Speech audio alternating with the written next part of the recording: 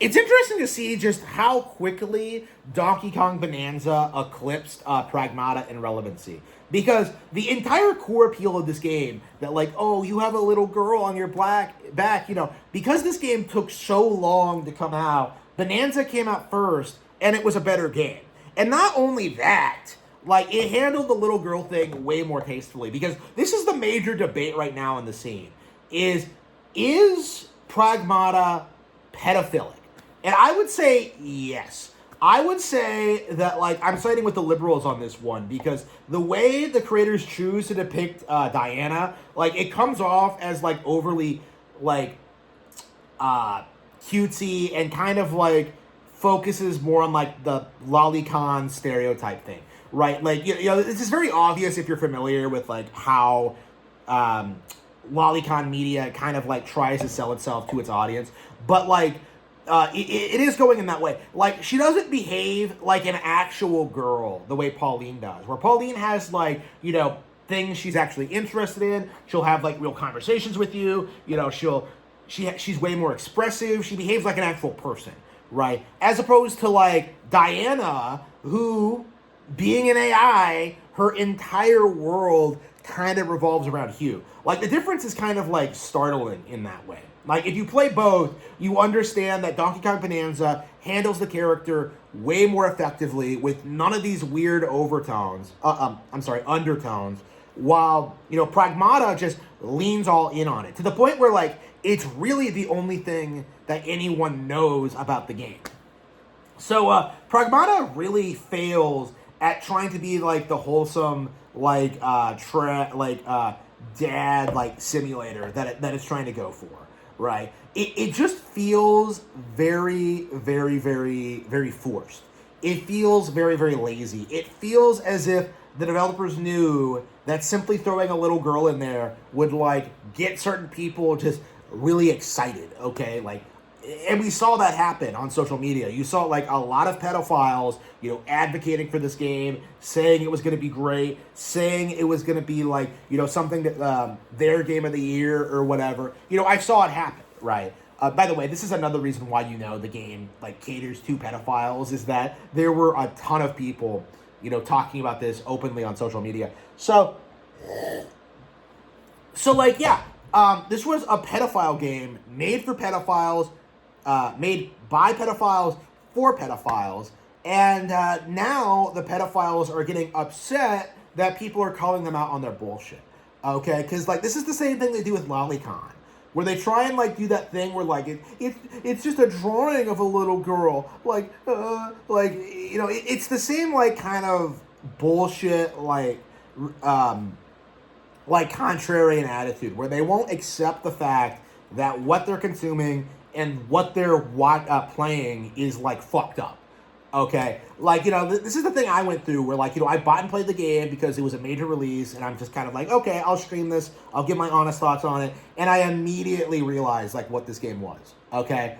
And the difference between, like, what I did and what everyone else does, because I was willing to acknowledge that this was, like, a travesty. I was able to, like, acknowledge that this game was, like, pandering to the lolicon audience. And I was able to express, like, just how disgusting that is.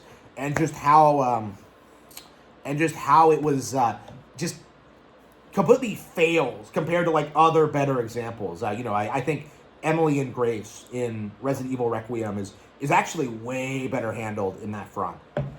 On that front. Again, Emily feels like an actual child in that game. Like, Diana, it's very interesting to see, like, how some people are so defensive about this. They're doing this weird thing right now where, like, well, actually, you're the pedophile for being concerned about this. Like, they do that weird thing. It's not going to work, honestly. Like, I think as more people become, like, more and more, like, familiar with, like, lolicon culture and how they work and how they justify it and how they prey on little girls and how they, like, consume their media and how they just, like, try desperately to, like, push this idea that it's, like, it's perfectly normal.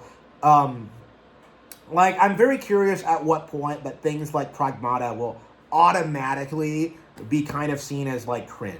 at the very least. Like, again, like, this is something that we were like talking about like when it was first announced, but I think early on, especially, there was this feeling that like, you know, it could actually be a genuine like father daughter like, you know, adventure story, you know, but it's not. And that's like, that becomes very apparent simply by like playing the game, is that like it really does pander too much to the lolicon mindset. And it's something that like I do think should be called out and addressed.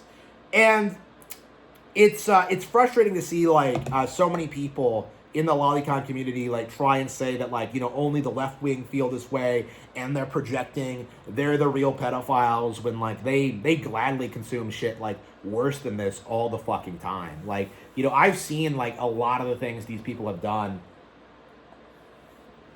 and it's like, it's disgusting, you know what I mean? Like, if you look into this culture like even a little bit, like what you get is just this like weird, depraved like attempt at like trying to justify it, trying to normalize it, you know, trying to live out their sick fantasies on the internet. It's just, it is embarrassing. Like, it is pathetic.